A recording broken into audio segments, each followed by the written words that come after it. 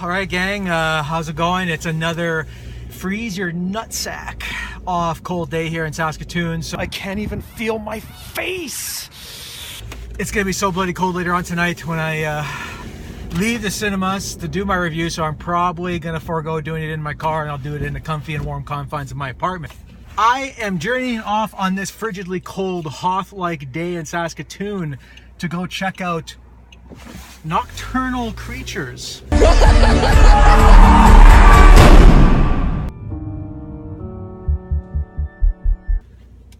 Or is it Nocturnal Animals? Nocturnal Creatures, Nocturnal Animals. Oh my god, I can never get this straight. Freaking idiot. This is an interesting film. It's from director Tom Ford. And if you're not really familiar with Tom Ford, he was a fashion designer before he became a film director, which I think is very compelling. So he previously directed A Simple Man a few years back.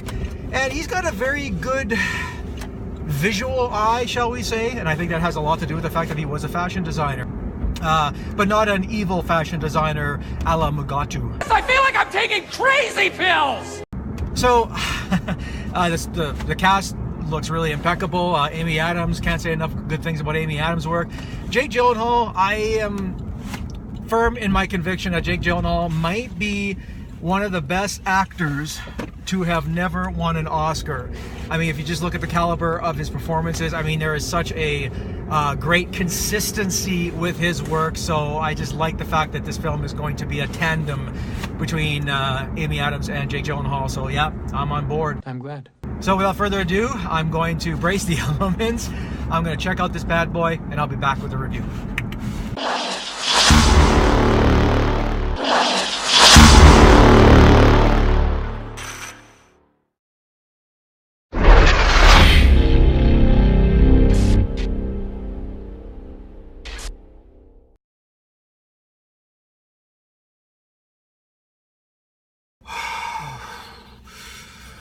This is what minus 30 in a car looks like. I'm doing this review at home.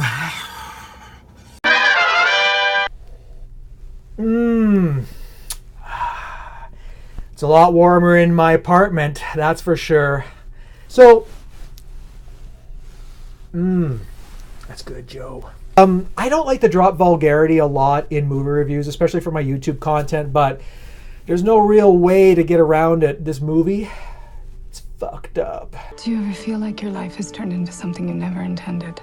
I think it begins right with the opening title card credit sequence. If you were feeling remotely sleepy or tired going into this film, I can categorically guarantee you that the opening credit sequence of Nocturnal Animals will definitely wake you up. Not only that, it's going to be etched in the back of your brain for the rest of your natural life. I'm glad. And that's all I'm going to say about that credit sequence. Let's dive deep into the film. This film is kind of like two films in one. There is the movie itself, and then there is a movie within the movie which is based on a work of literature. So kind of a very cool concept. Basically, all you need to know is this. Amy Adams is this very successful, affluent, and well-off Los Angeles art gallery dealer. She lives this incredibly rich life with her handsome second husband, played by Armie Hammer, clearly the harbinger of the most obviously made-up name in Hollywood. Come on. His name is Hammer, and his first name is Armie. Come on! She was once married to a struggling writer, played by Jake Gyllenhaal, and that marriage kind of hit rock bottom. My ex-husband used to call me a nocturnal animal. What ex-husband? I didn't know you had an ex-husband. Since when? A couple of years in graduate school. Especially when Amy Adams' character cheated on him with the Armie Hammer. Did you love him? I did something horrible to him.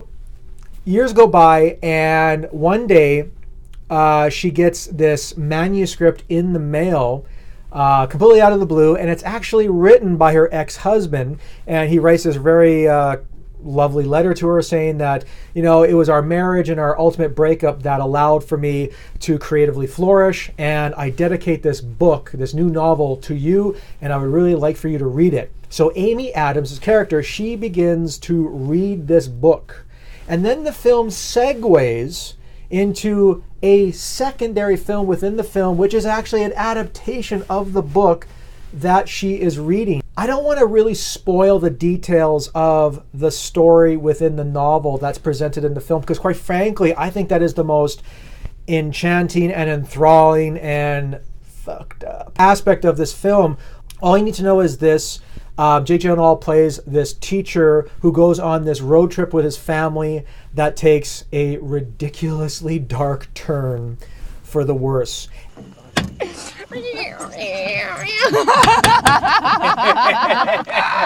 think this film should serve as a public service announcement for all fathers with teenage daughters in their back seat. Never give the finger to someone with serious road rage that's trying to run you off the road. Never do that.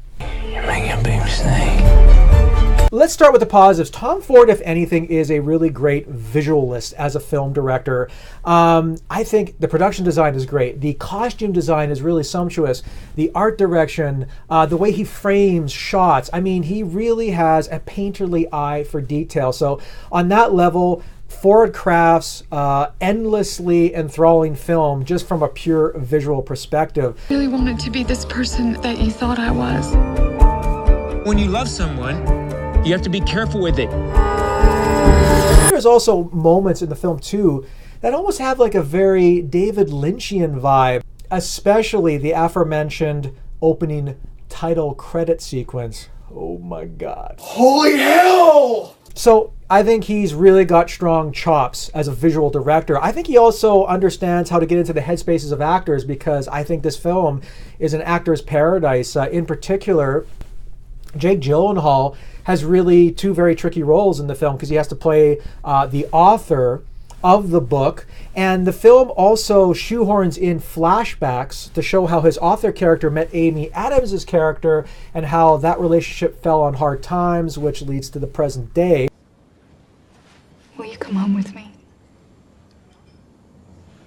Wow, that's a bit forward. Yeah. And then he also has to play the much more compelling character within the novel that has to deal with a horrible tragedy that befalls him and all the whirlwind of emotions that he goes through. I think it was a real tour de force performance by Jake Gyllenhaal. Now, Michael Shannon, who I neglected to mention earlier in my review introduction, he shows up to play a deputy in the movie within the movie. And again, I don't want to get into too much details about the plot of the movie within the movie, other than to say that, let me tell you, when you call down Michael Shannon to bring the thunder, oh, he brings it. There is a storm coming! Shannon is just so electrifyingly watchable in every film he's in. There is just such a caged intensity about him, even when he's just staring at other characters and owning them.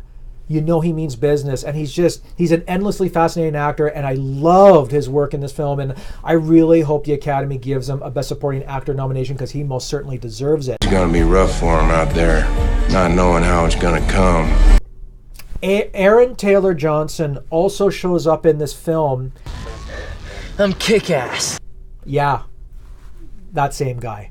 He is completely unrecognizable, playing basically a piece of trailer park trash. He is disturbing, he is eerie, he is chilling.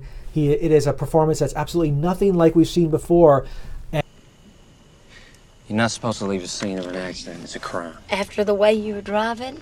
I'm sorry, what'd you say? Just the way you were driving was crazy. Hey, Turk! Amy Adams is one of our most dependable actresses working today, and her performance is good in the film, but this sort of leads me to some of the problems that I did have with Nocturnal Animals, and that is this. 50% of this film works masterfully well, and the other 50% doesn't, and I think you can see where I'm leading with this. Film within the film, based on the novel that Amy Adams' character is reading, that is the most That is the most exciting and suspenseful and intriguing and thoroughly immersive aspect of this movie. And when the film sort of segues from the real world and into the world of this novel, not only is it sometimes jarring, and sometimes it's haphazardly done. Sometimes the segues are very smooth and fluid, but other times, every time it kind of segued back into the real world, I'm like, I don't want to go back into the real world. I want to stay within the world of this novel. And then it really kind of dawned on me, this movie doesn't need that. The whole movie could have essentially been the story of the novel, because ultimately I felt very cold and detached from the story of Amy Adams' character and how she relates to the novelist and how their relationship fell on hard times and how she hooked up with Armie Hammer. It's like, frankly, they're just not fundamentally interesting on the page. Why'd you give up on becoming an artist? Because I'm too cynical to be an artist. What's really interesting is the character of the father and his whole ordeal in the film, within the film, based on the novel. That's what really captivated my attention. And every time Ford made that transition to the real world, I didn't want to go there. I wanted to stick with the story of the novel. What are we gonna do? It's a question of how serious you are about seeing justice done. And that's not to say that Tom Ford is not talented. The man is endlessly talented. Again, I love the way he composes shots and how he drums up nail-biting suspense in key sequences. The film also has this brilliant music score that sort of reminded me a lot of what Bernard Herrmann used to do in his classic Alfred Hitchcock scores. And so I found that a part of the movie very stylish and evocative. I'm finding a hard time recommending Nocturnal Animals because I was so deeply invested in the film within the film based on the novel that when it just sort of, jumps back and forth between the real world and the world of the novel, I really started to lose interest. And the film builds towards this conclusion and final scene that I think is a little too ambiguous and open-ended for its own good. And that's not to say that I demand that all movies have absolute closure for their conclusion. Some of the greatest films of all time have had ambiguous endings that don't lay out all their cards on the table and explain everything. But I found myself a little more frustrated by this film's ambiguous conclusion than I was sort of intrigued and transfixed by it.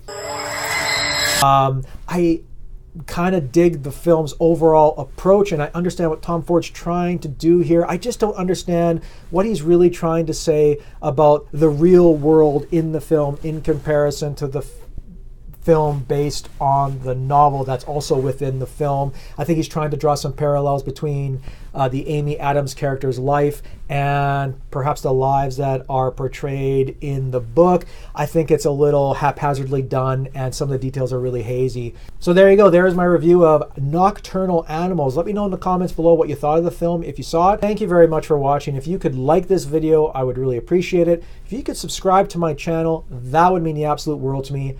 Take care, everybody, and I'll see you at the movies.